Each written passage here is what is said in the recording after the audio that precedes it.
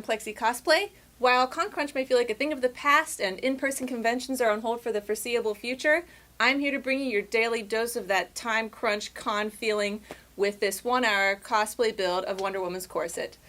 Big thanks to Michael's Craft Stores for sponsoring this video, and let's get to it, because the more time I talk, the less time I have to build. My first task was to stop at Michael's and pick up everything that I needed for this project. It was nice and quick because all of my supplies were there in one place.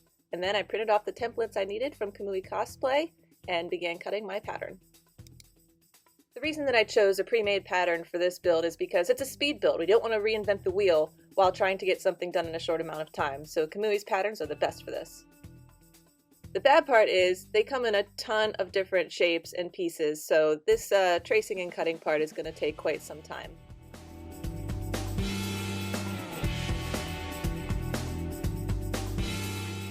So you might be thinking, but Candace, I don't want to watch half an hour of you tracing and cutting patterns.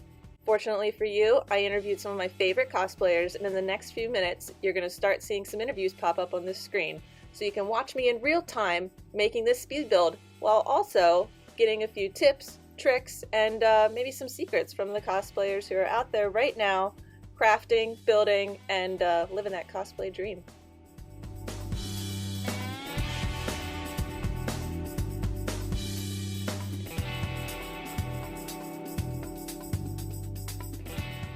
Also, just to let you know, this is a 4mm roll of foam. I like to choose 4mm because it's nice and bendy, it has a little give to it, and it's also sturdy enough for a chest piece. So I use this for the entire base of the chest piece before I start doing my detailing.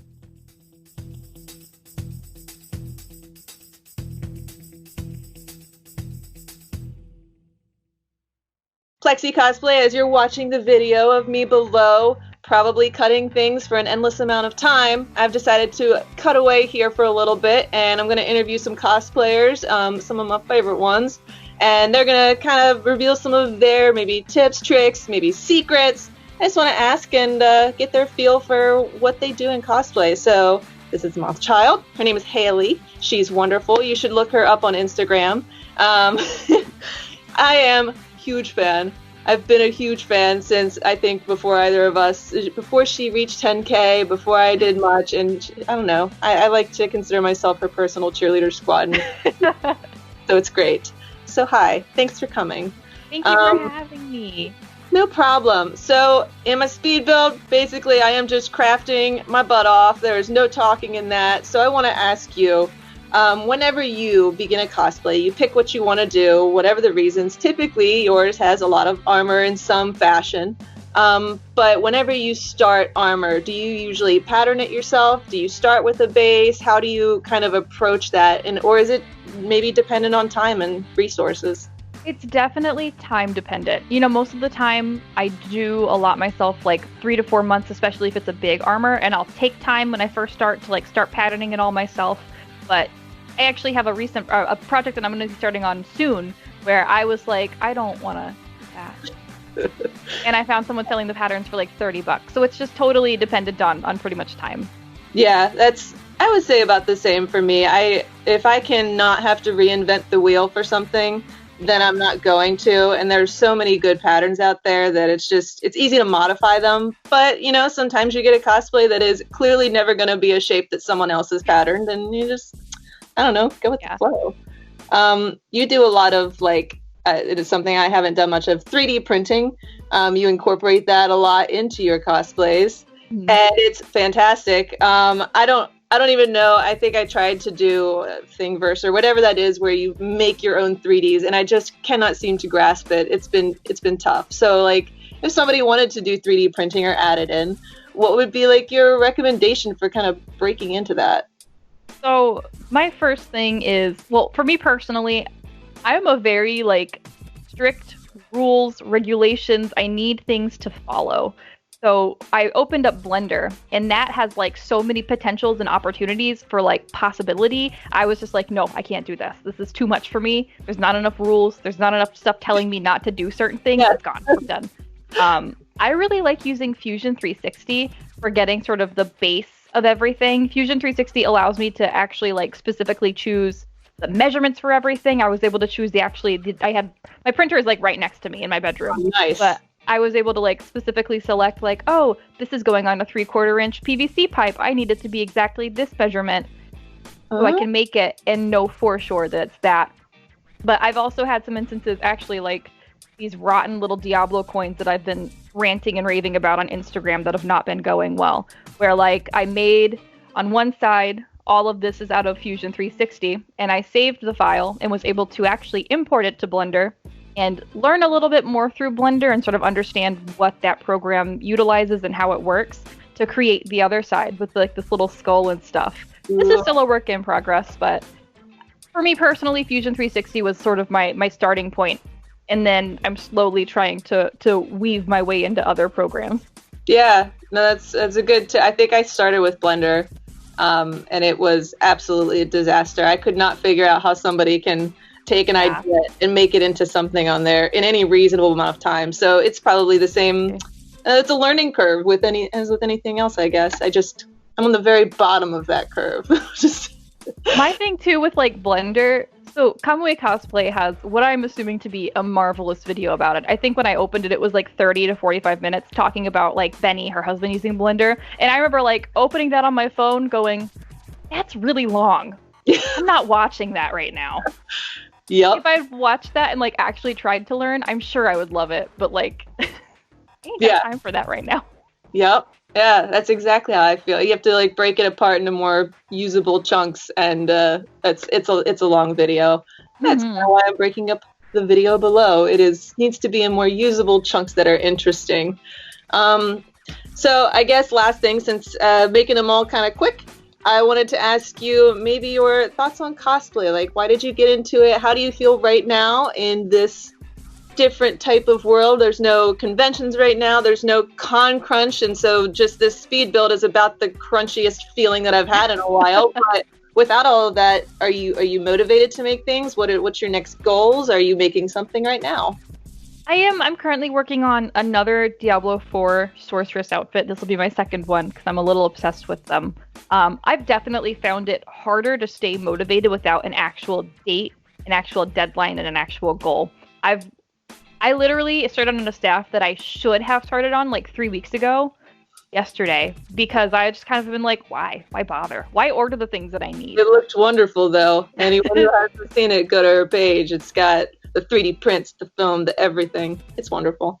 Thank you. I'm so excited for this thing. I think it's going to be really awesome. I'm going to get like fog machines and stuff. I was also too lazy to make my own fog machines, but I found somebody on Etsy, so I'm supporting small business. Nice. Very nice. So that's your next one. Are you going to maybe enter in a virtual contest? I know you did that recently, and you were like this close to winning a judge's choice. So it was pretty amazing. One of my favorite ones that you've done, Zora. But are you planning on doing another virtual, or just kind of waiting it out until the next in person? Well, right. I'm going to kind of wait it out to see how everything is going. I'm actually working with a friend who is potentially commissioning me. We're trying to see how everything is going to make trophies for a virtual competition. So if I make trophies, I obviously can't enter that because I can't make a trophy for myself, except I'm totally making one that just has a little plaque that's like, you tried. Yes. I love it. Yeah, just, I don't know. If there's gonna be any that are like super, I haven't seen a whole lot other than the Ultimate Online Cosplay, which is the one that you're referencing before. Mm-hmm. I haven't seen a lot of people posting about them, so I'm just kind of like waiting and seeing, I guess.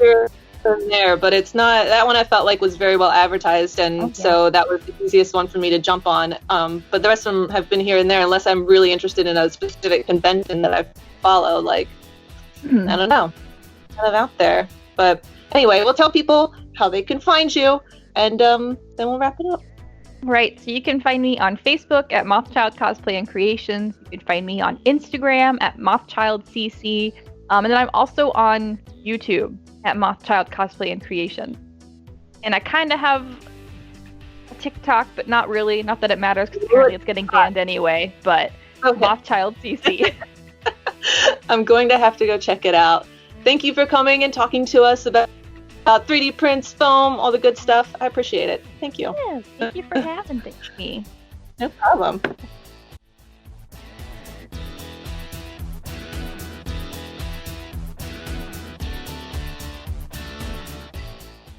So now that we're back to my real-time speed build, doesn't look super speedy yet, but this is one of the most time-consuming parts. I like to allot myself half of my build time to actually building the project and the other half to painting.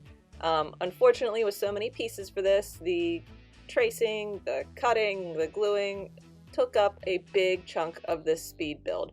But right now I'm cutting with an X-Acto knife. Tip is to always use a sharp, fresh blade for each project. It'll help you with those 45-degree angles that you may have to cut on in some sections so it doesn't tear the foam. But it's working really nicely for this one. Just go for it, make sure your cuts are precise, because with a speed build you are not going to have time to go back and Dremel your edges smooth. So the key here is, you know, being fast, but also being precise.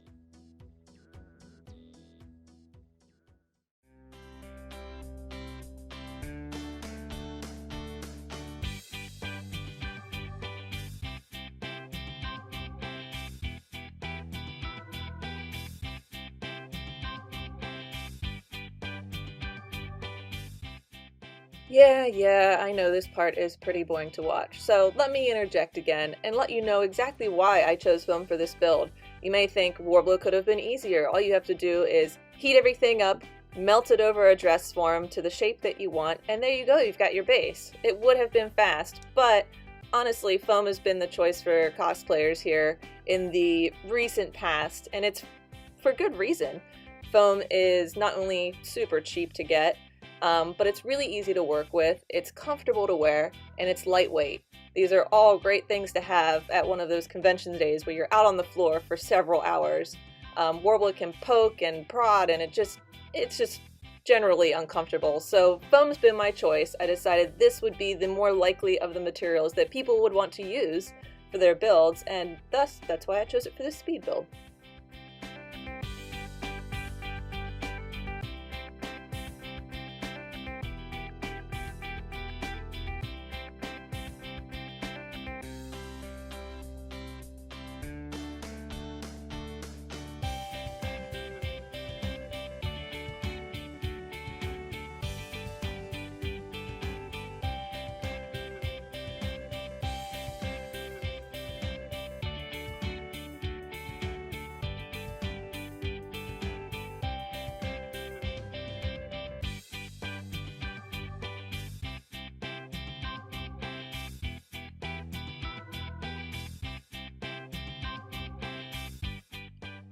So we finally get to go to the next step. All the tracing and the cutting, so long as you did it right, should make this next step super easy. I always, if I'm using a pattern, pull out the pattern layout page. Typically, if you draft your own pattern, you just have to make sure that each piece is labeled and you know where they connect to the other pieces. But with pre-made patterns, they will have a pattern layout page to show you exactly how they all fit together. So have this handy when you start your glue. With the barge cement, they have a toluene-free type that's at Michael's craft stores right now. I would highly recommend getting that. It's better for your lungs, your health. I'm using the classic barge cement here. It's the same thing. And whenever I apply cement, I make sure to apply it thinly, but have all of your edges covered. There's nothing worse than finally getting your glue dried, putting a piece together, and having a side pop off because you weren't careful enough with the application. I just use the brush straight out of the container. You can also put it in a little squeeze bottle, or sometimes I'll use the edge of another piece of foam to kind of scrape it off thinly. But my first step here, apply it to every edge that's going to connect to another piece in my pattern. The easiest way to find that here is anything that has a tick mark on the edge of the pattern piece means that it's going to have to butt up to another piece. That's where they match up. So any piece that has that side, I apply glue to the side, and then I will let them all dry. Contact cement does dry fairly quickly, so by the time I'm done gluing all of these pieces, they'll probably be dry, and I can go ahead and start putting them together.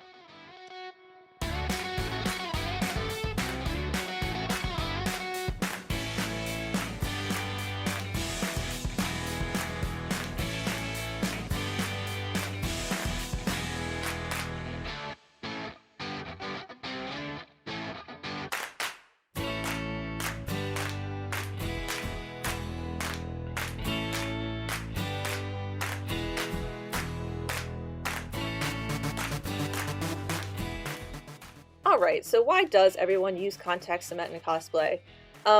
There's a few reasons. One of the biggest ones is that it's permanent for the most part, and so you can guarantee that your pieces are going to stay together once they're glued together. It also allows for a really nice, smooth, close seam, unlike, say, hot glue, which will cause your seams to be gaping, really. And even things like super glue, you can't get a large amount of it without spending too much money. Contact cement is the right price with the right qualities. Highly recommend to use for all of your attachments in general when it comes to cosplay.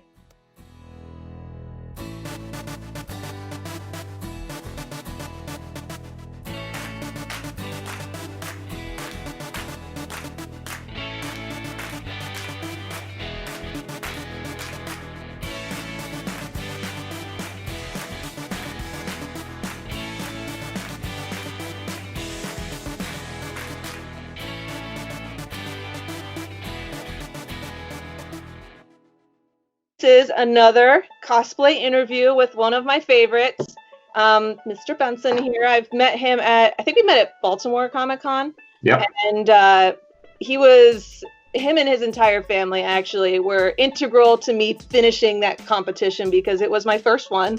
I was by myself completely, and it was terrifying. And so they kind of hung out with me in the back. I think you took second or something. What did you? Yeah, I took second in the whatever the professional, the master from Black Mana that year. Yeah, it was good. So, and we've seen each other at several cons since. I would like to think of myself as his personal cheerleader. So I called my other cosplayer. I will always be there for that. These are my people. So I wanted to bring him on here because, and I'm going to put up some pictures of his work below to show you. His work is just clean. It's the cleanest. Everything is just very well thought out. The products look like something that is made by somebody who is actually in movies or cinema. It just looks nice. So I'm a huge fan. But anyway, so I wanted to kind of ask you your thought process on things, since the video below is of me doing something probably pretty boring, but very quickly doing it boringly. Whenever I start something, there's usually a thought process that goes into it, a planning that's not spoken, but you get something in your mind where you know what you're going to do next, and you're going to give it a go, and it might work or it might not, but you have that process. So whenever you pick a new cosplay, say you did the Reaper or something, what do you look at first? Do you look at the layers first? Do you look at maybe the most complicated piece? What is your first thing that you usually do? Yeah, usually, for example, the Reaper is a good example of what I like to do, because I like to do a mixture of foam, of sewing, of all different kinds of media, for that. So one of the things that I look at is what's going to be the hardest, and what material do I need for that? And then I try to figure out how much material, and then order twice as much.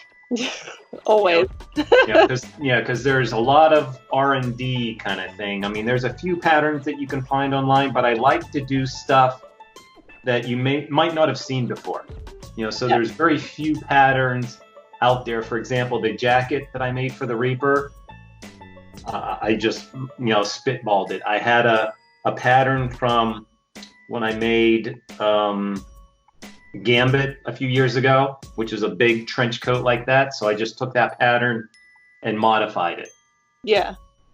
That's actually, Haley and I were discussing this too, because with my speed build, one of the easiest hacks to do is, if you can, to choose a base pattern. It doesn't have to be a pattern for that cosplay per se, but if something looks similar enough, make some slight modifications to make it work. And that's usually if I'm on a time crunch, if I just don't feel like reinventing the wheel for something and I know that there's something out there. But a lot of times, especially when you get into professional cosplay and you start getting more and more intricate with what you're making, there's just not something similar to what you want anymore. So that's, good points to bring up. So you're very much someone who doesn't use patterns that often, and it's done very well for you because everything you make is just gold. Well, every time there's a finished product, there's 3 or 4 things that didn't quite make it that far. But I learned something from each one of the mistakes, if that's what you want to call it. Yeah. Get me to the final end product, right? Yeah, for sure. Well, in the video that people are watching below, who knows where I am in the process right now, what I am making is completely out of foam, because I found that Wonder Woman's corset, which is what I'm making, is more of an armor versus maybe a leather or something, although I've seen people make them out of leather. Do you have maybe a favorite medium? Because you do a lot of mixed mediums. You mix everything together where you can, and whatever is, suits best the end product that you want. Yeah. What's your favorite? My favorite, there's a fabric from Joann's that is a black and white little hexagon kind of pattern. I used it for the undersuit of the Reaper. I used it on my Black Manta. It's just a lot nice medium weight kind of fabric. It's not too light where you can see through it, but it's not super heavy where it's hot. Yes. It stretches a little bit, but not too much kind of thing. It's what I really like to work with. And actually, that fabric has a lot to do with what I design, because I have a lot of it and I like to use it. So obviously for the Reaper, he's all black. So it fit perfectly into using that kind of material. Yeah, for sure. Stretch materials are hard to work with, but once you do, they just are very versatile in what you can use them for, I feel like. And sometimes you use them to cheat almost, where you're like, if it's not going to quite fit the way I want it to, this stretch material will, and it'll make it fit. It's very forgiving. Yeah, absolutely. For sure. Well, we'll wrap it up quick because I know whatever I'm building, there are parts in it that at some point I need to take a break and explain to people what's going on. So we'll wrap this one up, though. I want to ask you what you're doing now, what your plans are, and how do you feel during this, shutdown when there's no conventions? Are you motivated? Are you kind of just coasting through? Are you going to keep doing cosplay? Yeah, well, I'm going to keep doing cosplay. Right now, I'm staying within Overwatch family. I'm working on a McCree cosplay. Very classical skins kind of thing, because my kids love Overwatch. Mm-hmm. And so I pick characters that they can relate with and they help me out a lot with. So I'm working on a McCree. And again, the shutdown, even though there's no conventions, it's something to do. We're trying to stay home. We're trying to be somewhat smart with everything going on. So it keeps me busy at home. Even though there's not a con in the near future, I still have that kind of process where my creative juices have a chance to come out and do something kind of thing. So yeah, for sure. Well, where could people find you? Where could they find your work online? Probably Instagram at pbenson1167 is mostly where I post my cosplay stuff. I post updates, final product, trials and tribulations, what works, what doesn't work. There's a lot of stuff there. Yeah, for sure. Well, thank you for coming on, talking to me about everything cosplay. And, I wish you and your family luck. Are you guys going to be doing virtual learning, I guess, coming up here soon? Absolutely, Candace. The kids are all ready to go to stay home and hopefully learn something. Ready to go to their desk at the house. Absolutely. Same here. That's what we're doing. So, well, best of luck to you guys. And I guess we'll be seeing you soon. Everyone, please go like his Instagram page. He's great. Thank you. Take it easy, Candace.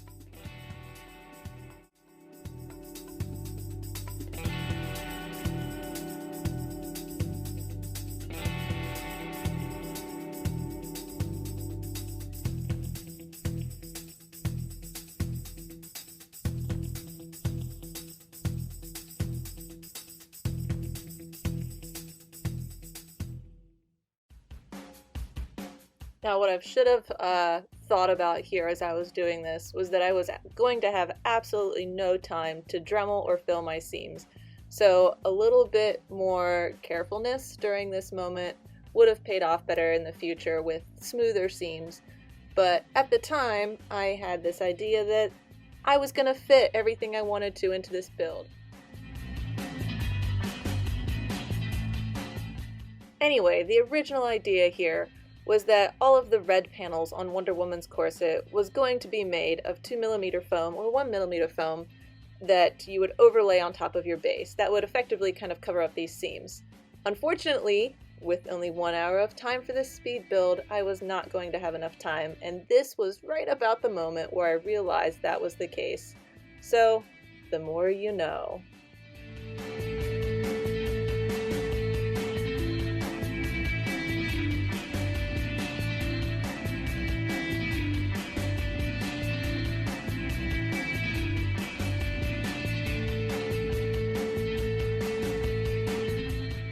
If you're not super into cosplaying, or you're kind of a beginner, not really sure what the heck it is I'm doing right now, basically I'm taking all of my pattern pieces, those little notches that I had made earlier with the Sharpie, super important at this point because you're going to match them up to the adjacent pieces.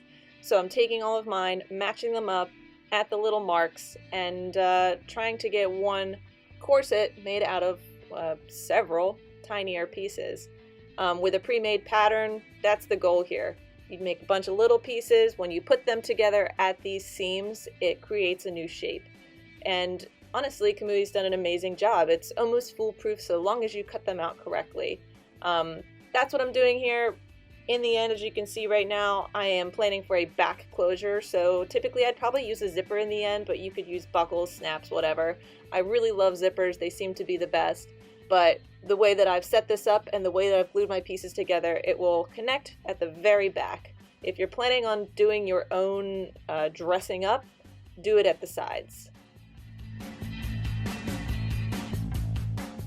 So now I'm heating up the breast cups because I want them to be a little rounder, even with the nice seams and everything. Once you put them all together, it's still kind of boxy and weirdly shaped. So heat them with a heat gun to soften the foam, and then I have a metal globe that I bought online, and I shove it on the inside to help shape that. As the heated foam cools, it cools to that new rounder, smoother shape, and it makes for really nice cup shapes.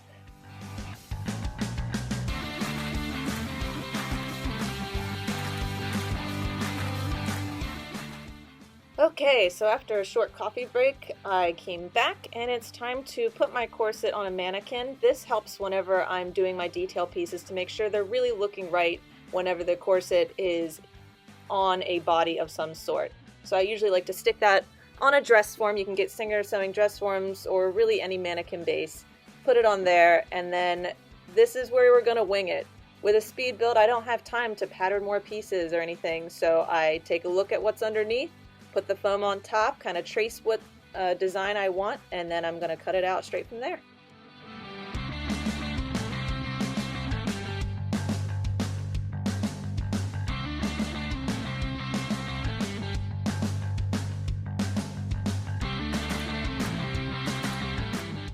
A trick that I use here for this speed build is instead of buying a 2mm roll of foam, I instead went ahead and bought the adhesive-backed foam sheets from Michael's Craft Stores.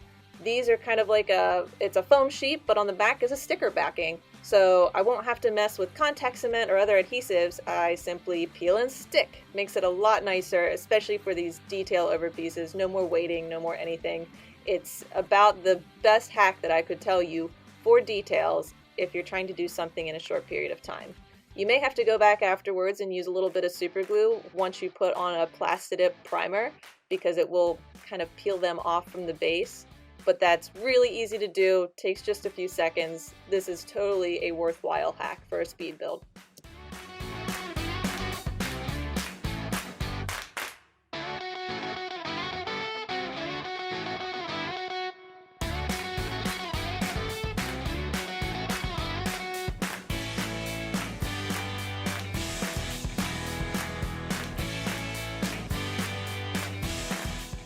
So how exactly am I getting these detail pieces? It might look like I'm winging it, and that is exactly what I'm doing. I'm just looking at a picture of the corset that I have up at my top left here, and tracing out what I think looks about right and cutting it. Every speed build I've done usually ends up with a frantic cutting, tracing, eyeballing moment like this, and it's always paid off for me so far. But yes, no patterning here. You're just going for it.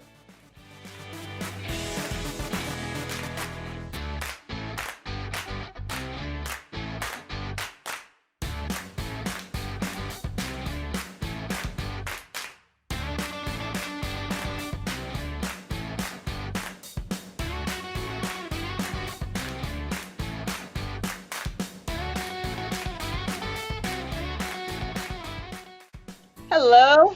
Plexi Cosplay again to take a break from whatever video is going on below you, probably of me painting at this point. Who knows? Frantic, whatever it is at this point, since we are on interview number 3 with Geeky Gamer Girl Cosplay. Hello. Hey. So I met her the first time at KatsuCon, I believe, but I've known you from before then when you did some sort of a giveaway, I think. Yeah. And I think that was the first time, and I got a bunch of cool stuff. My, of course, box of silver Sharpie markers lasted me forever. That was my favorite part of it. Yes. But all sorts of things. So, and since then, I learned that her and Mothchild were friends, and then they're kind of like my group of people that if I needed to ever talk to somebody, I know they'd be there for me, and I would be there for them. So I like following her work. You're going to check it out. She's going to tell you our social links at the end. But before that, let's get down to it. I wanted to ask her some questions. She's done definitely far more in terms of sewing and doing those types of builds than I have, and they look fantastic. Thank you. Still, tailoring and sewing is still one of the harder things for me to do. But as a cosplayer, what kind of materials do you prefer to work with? Do you actually prefer to work with fabric, or do you like armor builds better? It actually, I kind of flip-flop between them. I've been doing this for, I was thinking about it actually, when you asked me to interview with me, I was like, oh man, I've been doing this a long time. So it really, I don't even know. So I count, it depends on how you want to count it. So in 2009 was when I made my first ever really crappy college kid style cosplay of Sailor Moon. And then after I graduated college in 2012, I just kind of I was like, I'm gonna keep making stuff and it's gonna be good. And so it depends on if you count 2009 or if you count 2012 as the time, whatever, because college, you do it really sporadically, whereas when I graduated, then I was able to do it more consistently, because then I had to worry about schoolwork, just actual work. But yeah, so I've been doing this a long time, and then I was thinking about material wise, it really is dependent on the project for me. Sometimes I'm just in a mood to do a crazy good armor build, and then sometimes I'm in the mood to try to learn weird sewing techniques. Yeah. So I guess to answer your question, fabrics and foam, yeah, hey, that's fair. Know. Yeah, it's whatever works. I mean, if you've got something, I don't know, that you feel that is a good design and you really like to make that, whether or not it's in the material that you prefer, sometimes matters less than just wanting to make that and sacrificing maybe a favorite for the design that you really want to achieve. So, I mean, I could see that. I've kind of come to that myself sometimes, where I'm looking at things and I see it's sewing heavy, and I think that's a beautiful design. I don't know. And so I'm trying to find the threshold for whether or not I want to do more sewing things versus I'm really my favorite's armor. I'm just better at it, I think. And so you get more comfortable, but you are very versatile in terms of what you can do. And that is, I envy that for sure. Thank you. So there are certain cosplayers, and everyone that I've interviewed falls in this category, that they're good for your cosplay soul. They're not only are they very skilled in actually making things, but you guys are just you don't tear other people down. You're just super supportive constantly of everybody, and that's what we need. And it's been really nice lately too to have that whenever you don't get to see people in person, to feel that, virtually. So absolutely. I've always kind of told people when it comes to cosplay, you want to surround yourself with people who are going to make you develop your skills and be a better creator and a better person, just in general. And I don't know if that's just me being, older now, that I'm just you kind of figure out who the people are that are going to lift you up, and then the people who are just not going to do that for you, and you just kind of disassociate yourself from those kinds of people and kind of work with the people who are going to help you become better at what it is you want to do, and just inspire you to be good, just a good human. It's You know. quality. And I feel like you have to kind of age a little to really embrace that. You can say that, but until you get older, you really don't embrace it. You're not willing to sacrifice some people for the betterment of yourself. And sometimes it might not even be something I feel like that they would directly do to you. It's just a feeling. If you just feel bad when you do their stuff or something, that's not good for your feed. It's not good for your own development. And so I'm happy. I'm proud to say, like, everyone that I follow are people that I consider better than me in some way, and I like surrounding myself with that kind of feeling. And that good energy. Yeah, it's a good energy. It's a good energy. So that's, there you go. Good tips for anybody. If you're new and you're not sure what your like niche is, make sure it's a niche that makes you feel better. It makes you feel good about cosplay. Because otherwise the crafting itself it's not going to fulfill, I feel like. So it has many facets. But so are you working on anything now? So currently I'm kind of at like a weird standstill because I'm not sure what exactly is going on job-wise for me because I'm a teacher. So there's all that virtual learning and all that fun stuff going on. So I haven't wanted to like commit to building any like huge armor piece or anything right now, even though I've got like 3 that I've been burning to make.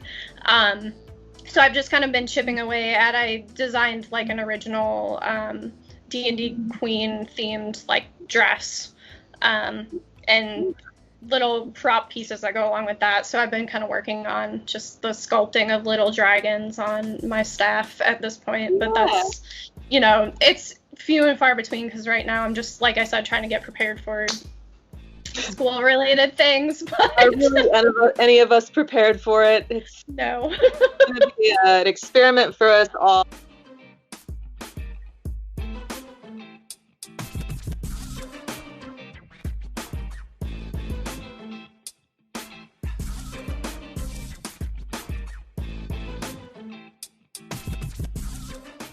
So back to the build. At this point, I'm using a Dremel tool to kind of carve in a few details. A lot of times this can show up nicely whenever you lightly paint over top because it retains the base color that you have, like a black.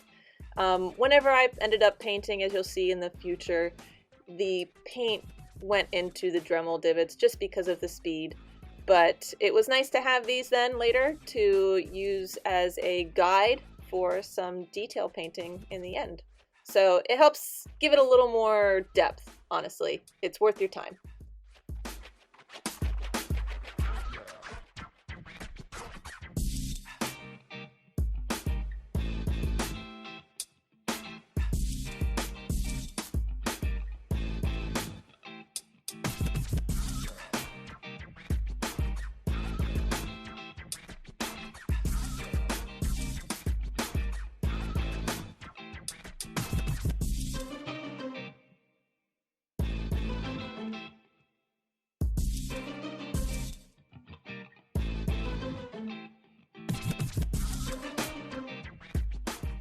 Alright, this is one of those steps you don't want to forget. Heat gun everything on your piece to close the pores so that you have an even texture and you have less layers that you'll have to do for priming with the Plastidip. Same as any build, it's going to go for this as well.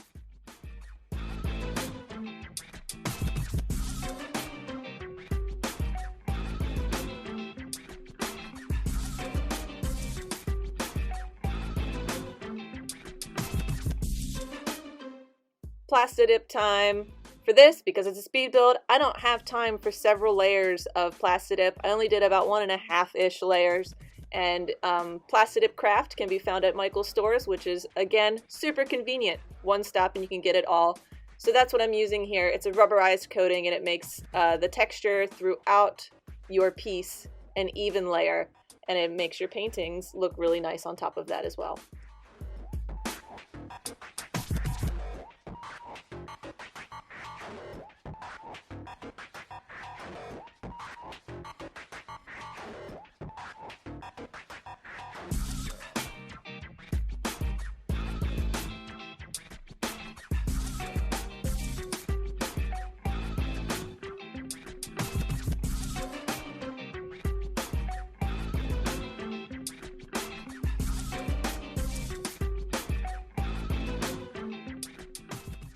Did you see that? It was the hesitation of not having a guide underneath and just starting to paint right with nothing.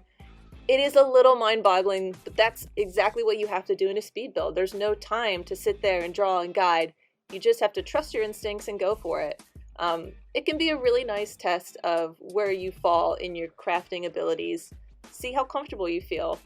I'm actually taking a break here from the painting because I realized that this paint was not going to be opaque enough for a single layer, so I mixed in some of the DecoArt Americana red paint line with their dazzling metallics, and that will give it a nice sheen in the end as well.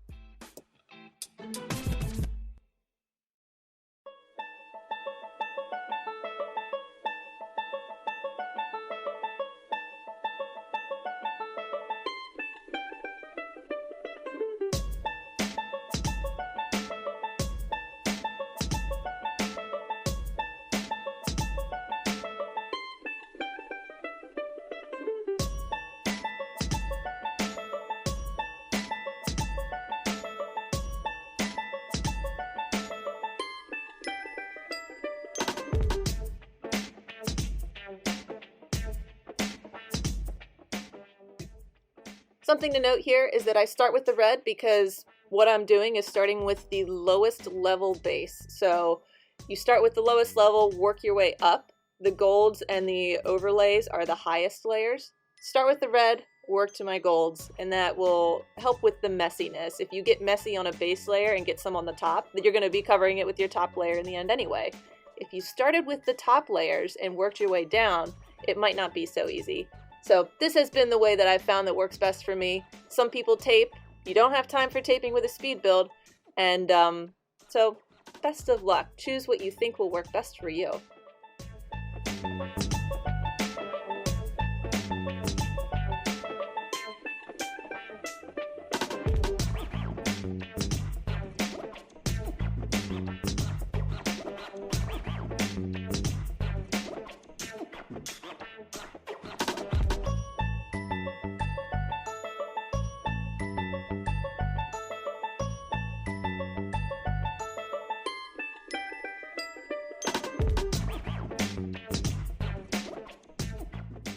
I've also kind of experimented with resin painting lately. Ooh. Yeah, so trying to learn a little bit more, just from an art perspective, I guess. Sure. Yeah, so But doing you all do kinds of. D&D, right? That's what you were saying?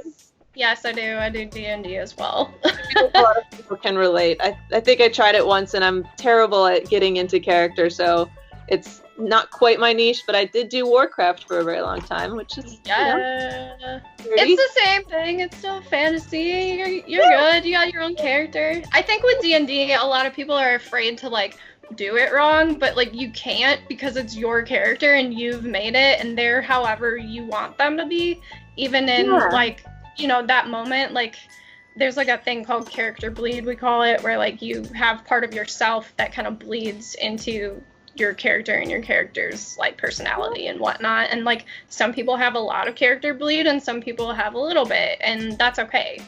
Yeah. It's really like, you know, you can't do it wrong, I guess is my point. It's the same with cosplay too. I mean, you kind of get into the character, you have a different feel when you're wearing a costume, and it could be a little or a lot, but there is no really wrong way to do it. So I guess your plans then are on hold for the future because of the teaching thing, to see where kind of things flesh out. Mm-hmm. Do you plan to go to conventions when they open up next year? Or are you going to start getting back out again? Or are you going to kind of stick virtual, I guess, for a while too? I think it depends on if we have a vaccine. Yeah, that's fair. Or not. Yeah. Because I mean, ultimately, I would like to be able to go to cons again just to see my friends and hang out. And meet other creators, but at the same time, I'm also like, I have to be safe. Just because I am a person that gets sick really easily anyway. So there's that. But I mean, it's all up in the air for everybody. That's fair. And that's the sad thing, you know. I like that we've been having a lot of opportunities for virtual things with cosplay, at least. I feel like it's being able to watch virtual competitions or get involved with them, or being able to talk to you guys. It like helps build the passion for it that maybe is hard to maintain whenever you're alone for so long. Absolutely. I don't know. I'm excited for it, but. And it's cool to just kind of also be introduced to people like from like other communities that you wouldn't necessarily see in a convention because they are so packed. Yeah. Like, you know what I mean? Like if you're watching something online or you're, you know, interacting with people virtually in that kind of experience, then you get to see, you know, maybe aspects of a convention that you don't normally get to see if you're like actually there. Yeah. Which is also kind of nice and just a little bit refreshing, I feel like. So there's like pros and cons to having virtual, I guess. But, yeah, there is. It's just what we have to live with and make the best of for now. But, well, I'll wrap it up. I want you to go ahead and let everyone know where they can find your work or find you if they ever wanted to contact you. Okay, so I don't have my Facebook page anymore. Just because it was a lot of things to manage, but you can find me at Instagram. I'm just the Geeky Gamer Girl Cosplay, all lowercase, all together. And then on Twitter, I'm actually Kawaii Edgelord. Again, all lowercase together. And the reason for that is because I use Twitter primarily for D&D related stuff, and that's. I'm also on like a kind of D&D show thing nice. that we run on Twitch, and so like they describe my character because she's a rogue as you know, the cute edgelord. So yeah, that's where my Twitter handle came from. Well, if we have any D&D people that are watching here, there you go. Now you've got another avenue to go explore while you're Absolutely. all Please talk to me about your D&D characters. I love them. Love it. Well, thank you for talking with me, answering some questions, and I guess stay safe and best of luck with the school year. Thank you. You as well. Thanks.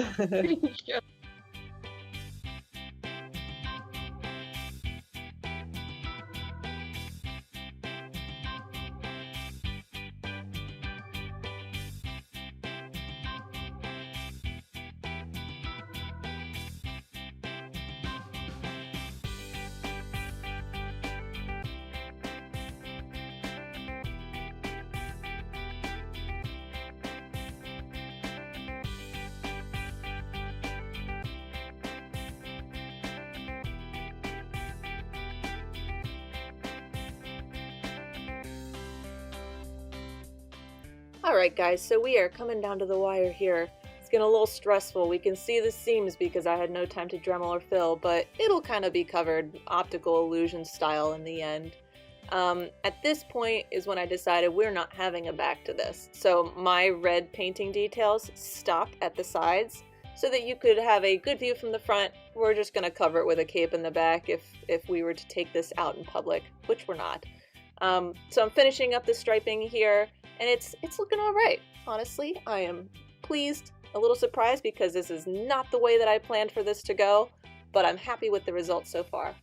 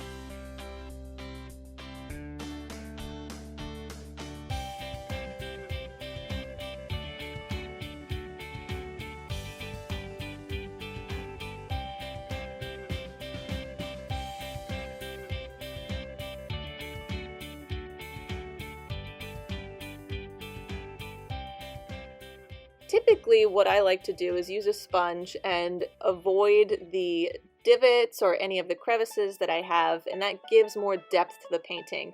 This sponge painting was not going the way that I planned, so I quickly realized after taking a look at this that I was going to nix the sponge and go straight back to using a brush.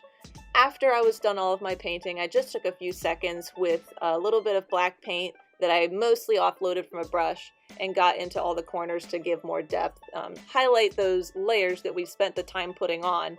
But for now, just a single layer of gold paint all the way around the top details and near the belt area.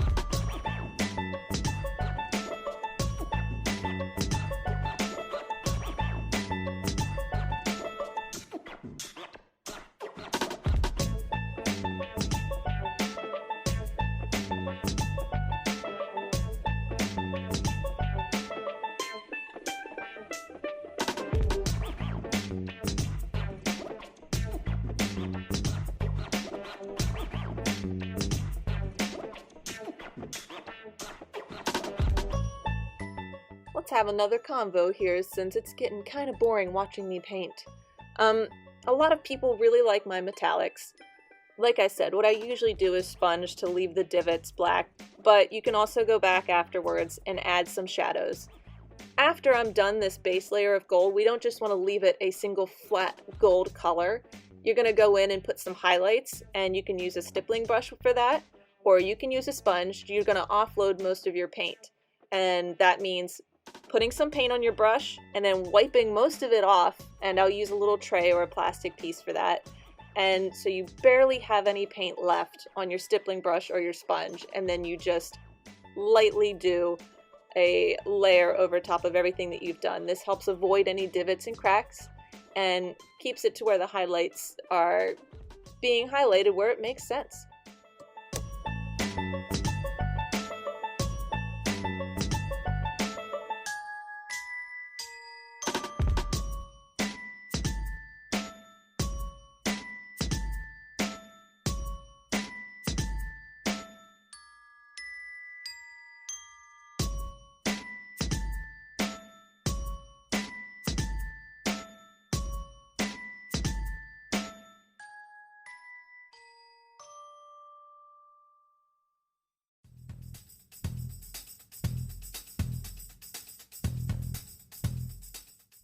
My goodness, this gold painting took longer than I remember. So let me go ahead and fill in here with some more info about, I guess, painting. Some of my favorite brushes are the flat brushes. They're usually, I think this is a 1-inch flat brush. It has nice coverage. You can get large areas finished. And then from here, you kind of work your way down in sizes for brush. So you start with your 1-inch if you want to do the larger swaths of area. You do the large stippling brushes if you want to do maybe a brushed metallic color, or like I said, the highlights later. And then you work your way down. You can do more of your detail brushes, and then all the way down to the skinniest detail brushes for the highlight lines if you choose to. We are not going to have time for highlight lines in this build because of time, so I didn't end up with a very small brush at the end, but this 1-inch flat brush really did the trick for most of what I needed.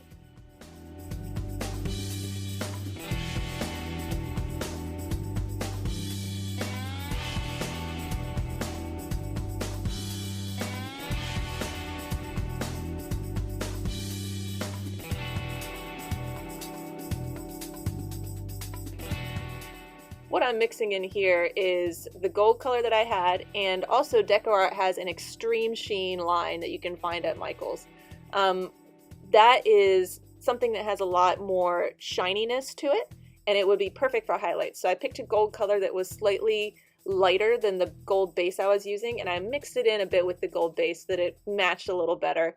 And I'm using a stippling brush here just to go over where there would be natural highlights. So any of the spots that are above divots, basically, so right above the breast cup is perfect.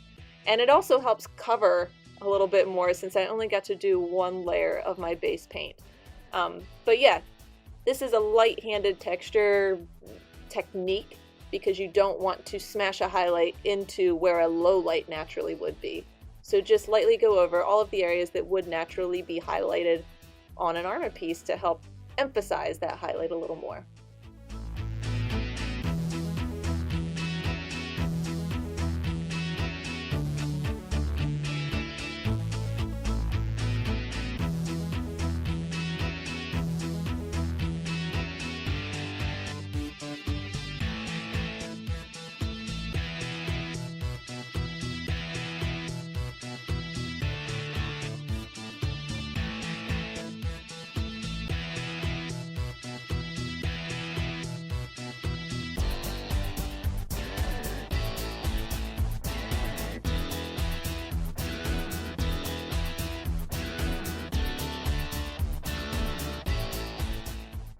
I ended up doing this highlight technique for quite some time because I found that it was giving me a nice coverage. It was making the metal look a lot better just with this one technique. So as you can see, I'm spending quite a bit of time doing it. I think it does pay off in the end though, as you'll see when everything's finished.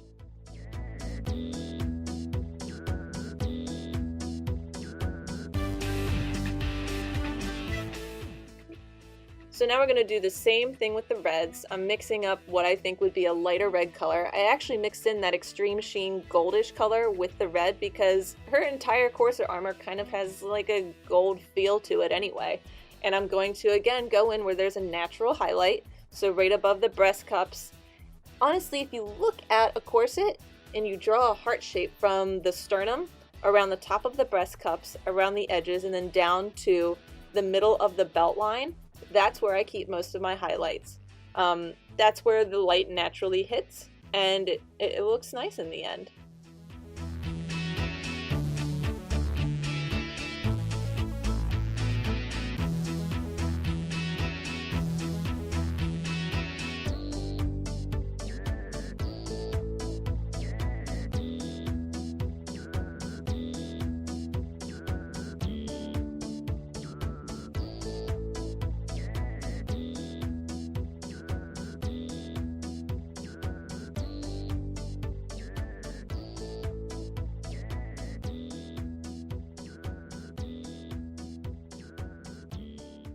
Not only did I do the heart shape, but I also came up from the middle, center, and then up towards the top middle portion of the breast cups as well.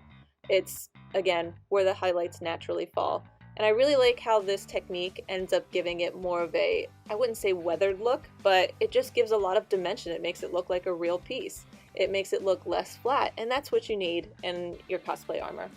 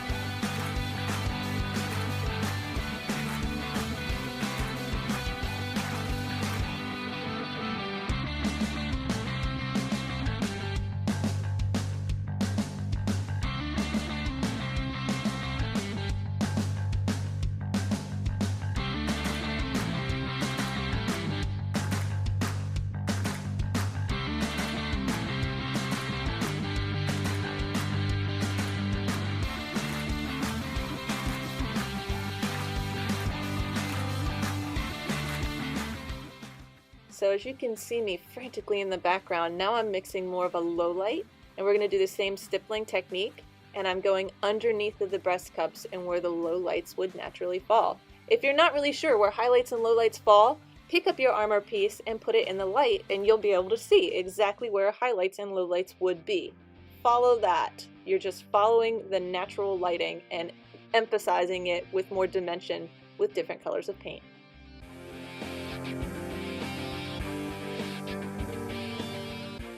Alright guys, we are coming up to the end. I am pretty much done here. The bottom left of the next slide is going to be the final product before I did a little extra detailing, and then I took about 5 minutes with a flat brush with a little bit of black paint And as you can see in the belt lines and some of the battle damaged areas, I just added some black to emphasize that depth. But that is it. Speed build, 1 hour, finished product. I hope you guys are proud of it. Thanks for watching.